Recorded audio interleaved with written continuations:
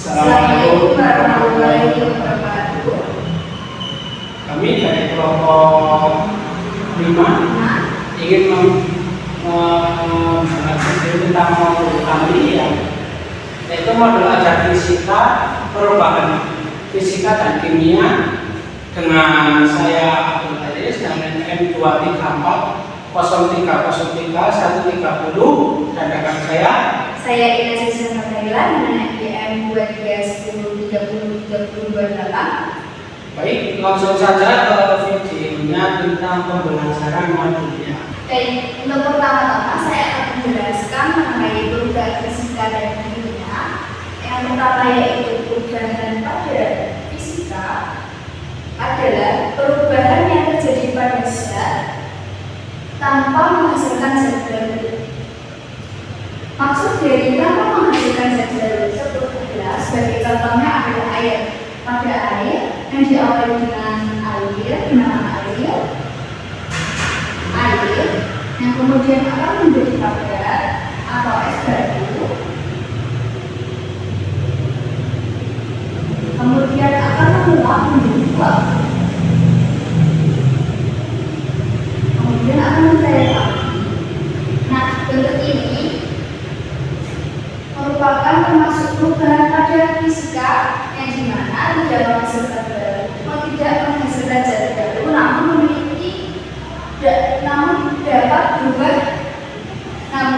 dapat kembali menjadi bentuk awal yang semula. Gas menjadi air yaitu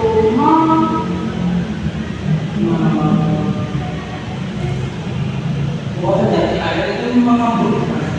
Ya, betul sekali. Ini adalah mengembun. Kemudian pada air menjadi es batu atau benda padat menjadi Itu membeku. baik membeku. Kemudian padat ke uap atau gas Menguap atau mendidih. Nah, bentuk ini dapat kita lihat tanpa menghasilkan zat baru, namun memiliki bentuk yang berubah atau irreversibel. Kemudian dampak dari perubahan fisika tersebut adalah efisien energi, contoh uap air dalam PLTU menghasilkan energi listrik. Kemudian yang kedua adalah pengolahan material, mempermudah proses industri seperti pengembangan program atau plastik. Yang ketiga yaitu konservasi air, yaitu penguapan dan penggunaan mendukung siklus hidrologi untuk ketersediaan air. Kemudian dampak yang lainnya itu dampak negatif yaitu pemanasan global. Pencairan air, es atau yang berada di kutub akan menaikkan permukaan laut sehingga merusak habitat-habitat yang ada di sekitarnya. Kemudian ada kerusakan material seperti logam yang menuai atau pecah kaca yang pecah akibat suhu ekstrim. Kemudian yang ketiga adalah kehilangan air, penguapan tidak terkontrol, mengurangi kesediaan air bersih. Dilanjut dengan perubahan kimia. Perubahan kimia adalah perubahan yang menghasilkan zat baru dengan sifat-sifat yang berbeda dari zat asalnya. Sebagai contohnya ketika kayu.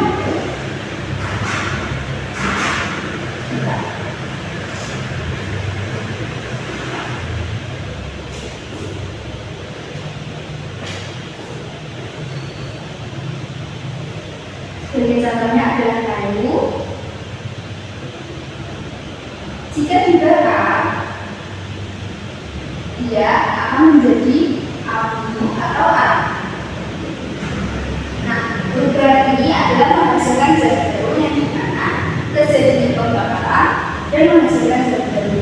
Kemudian dampak-dampak dari perubahan ini yaitu dampak positifnya adalah energi. Reaksi kimia pada bahan bakar menghasilkan energi. Kemudian pada pangan, fermentasi menciptakan produk seperti keju dan roti. Yang ketiga adalah kesehatan, obat-obatan. Yang keempat adalah pengolahan limbah dari berbahaya menjadi yang lebih aman. Kemudian yang lainnya yaitu polusi dikarenakan adanya pembakaran dari zat tersebut. Yang kedua adalah keracunan limbah kimia yang mencemari air atau tanah dan udara. Yang keempat adalah kerusakan ekosistem limbah industri yang mengancam keanekaragaman hayati. Dan yang keempat adalah bahaya atas reaksi ekstrim dapat menyebabkan kebakaran atau ledakan. Contoh dari perubahan kimia itu sendiri seperti contoh yang tadi yaitu payung yang dibakar menjadi arang, susu basi yang menghasilkan bau asam dan menjadi keju. Yang ketiga yaitu besi yang dibakar. Yang keempat adalah daun yang busuk. Apakah sudah paham? Ya, kan kata bisa benar karena suhu yang panas. Nah, itu dikarenakan memang suhunya yang memandu itu atau terlalu terkena paparan matahari. Jadi kaca yang pecah tersebut dapat terjadi karena terkena paparan dari sumber panas tersebut, seperti kayu yang dibakar karena terkena paparan dari api dapat mengubah zat tersebut. Sedangkan jika kaca sudah terpapar pada api atau sumber panas, dia akan mengubah. Ibu sudah paham. Terima kasih. Sebenarnya saya ada permasalahan yang ingin dibahas. Apakah bisa menjawabnya? Itu contoh bagaimana? Dijawab langsung ketika sudah paham atau boleh ditulis. Baik, untuk pemecahan masalah ini ditulis di buku kalian semua ya. Ya. Saya tunggu sekitar 3 menit. Ya.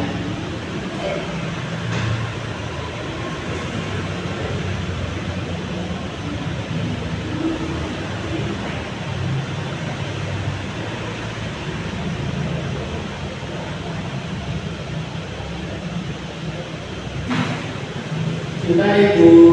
Sudah. Jadi gimana ini? Saya bacakan dulu ya masalahnya. Permasalahan 1. Di sebuah desa banyak warga yang membakar sampah plastik di pekarangan rumah mereka. Warga percaya bahwa ini adalah cara paling efisien untuk mengelola limbah. Namun pembakaran tersebut menghasilkan bau yang menyengat dan polusi udara. Beberapa anak di desa tersebut juga mengalami batuk yang menyebabkan demam. Pertanyaannya adalah, apakah pembakaran plastik tersebut termasuk perubahan kimia atau fisika? Kalau ini ya itu termasuk perubahan kimia karena itu kan menghasilkan ya baru ya. Nah itu kan karena plastik yang dibakar itu biasanya nanti jadi juga ada selain ada perubahan wujud juga ada penghasilan yang baru. Oke, betul sekali. Jadi pada pembakaran plastik ini adalah perubahan kimia yang dimana menghasilkan zat baru. Kemudian yang kedua, bagaimana dampak dari proses perubahan tersebut terhadap lingkungan dan kesehatan manusia? Kalau untuk yang kesehatan manusianya itu bisa mengakibatkan gangguan pernafasan seperti batuk, terus mungkin bisa seperti asma.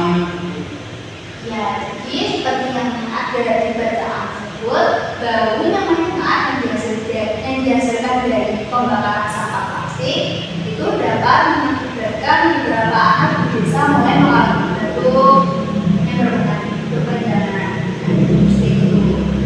Kemudian yang ketiga adalah alternatif apa yang bisa diterapkan waktu untuk mengolah sampah plastik dengan lebih aman. Mungkin mendaur ulang. Mendaur ulang. Kalau semua itu plastik, apa bisa didaur ulang? Sebenarnya bisa, tapi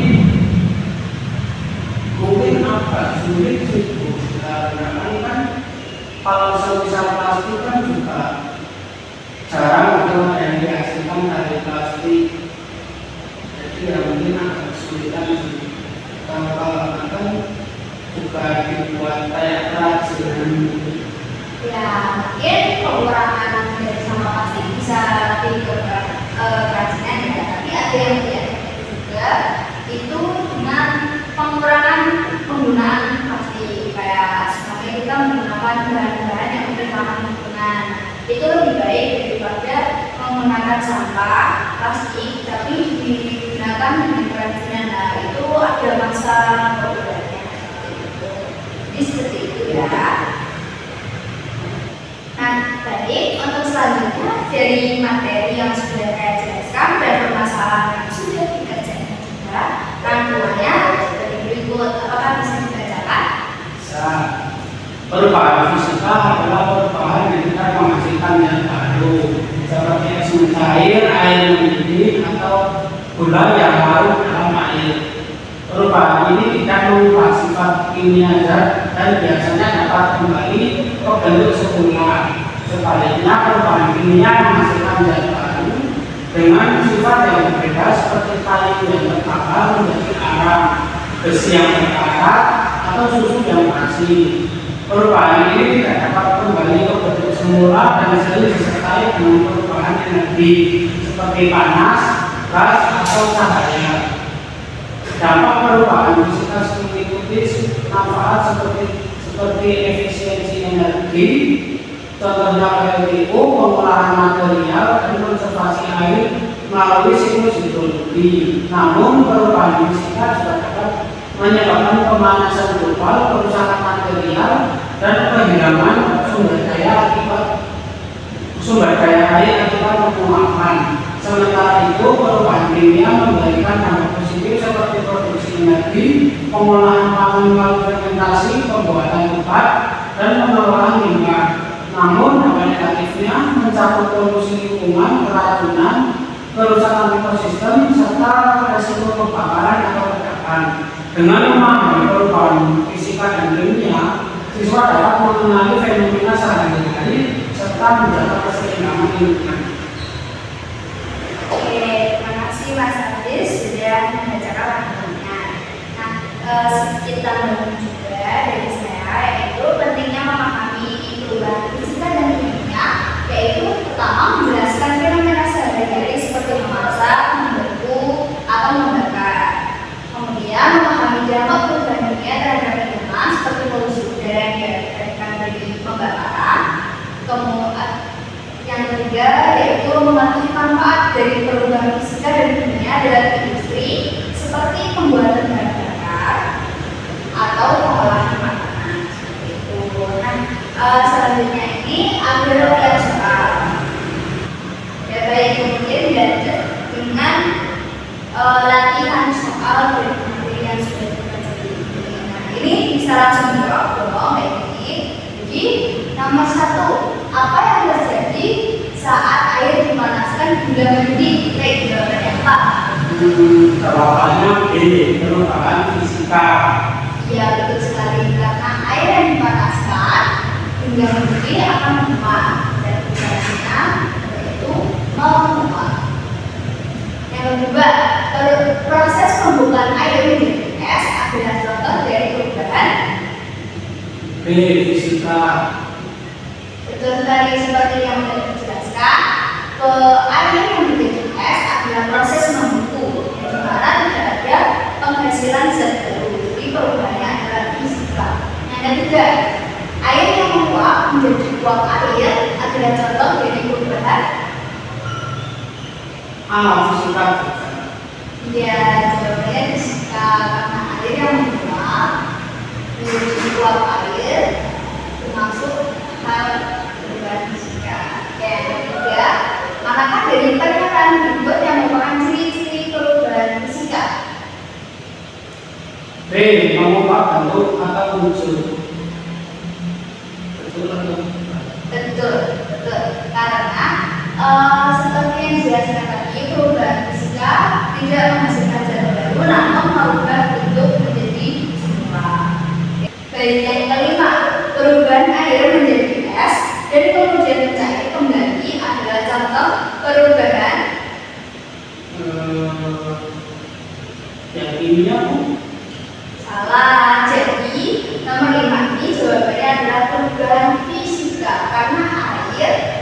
menjadi es adalah suatu proses membentuk yang dimana tidak menghasilkan zat baru namun hanya merubah bentuknya. Oke, selanjutnya karena mekanikanya ada sebelum menjadi nomor 6. Nomor 6. Apakah yang terjadi pada molekul air saat air didinginkan? Apakah yang terjadi pada molekul air saat air didinginkan? Ya, betul. Apa itu? Molekul air bergerak lebih cepat dan membentuk gas yang B.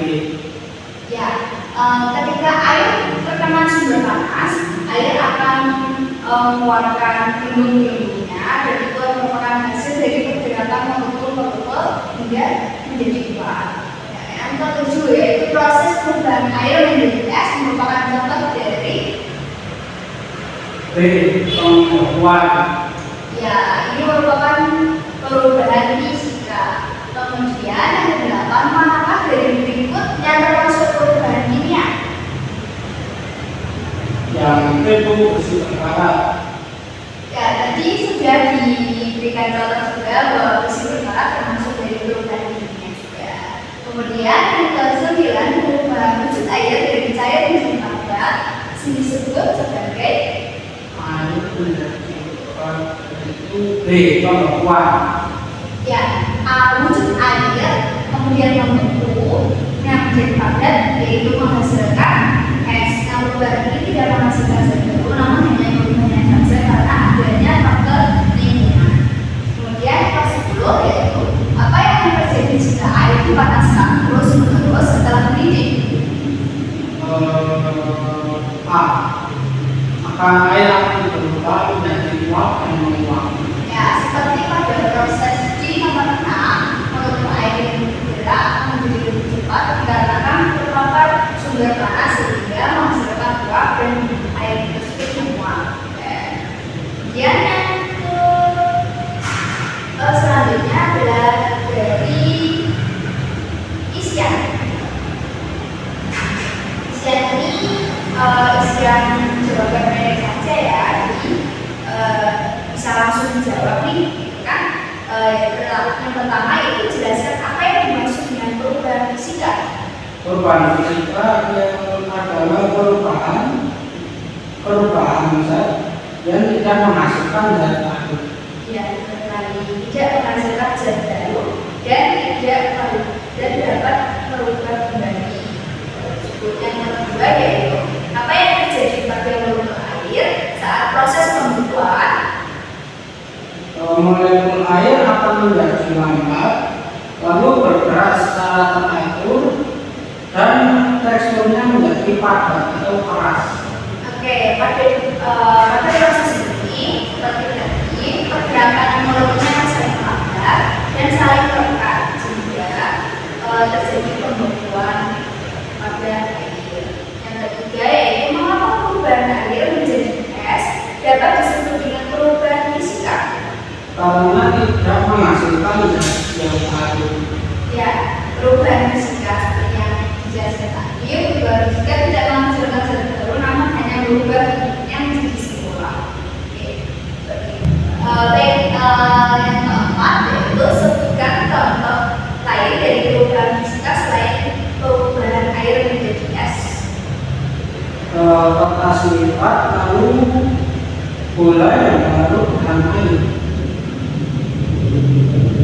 Boleh kalau dalam air itu bisa dijelaskan kenapa kok bisa perubahan fisika?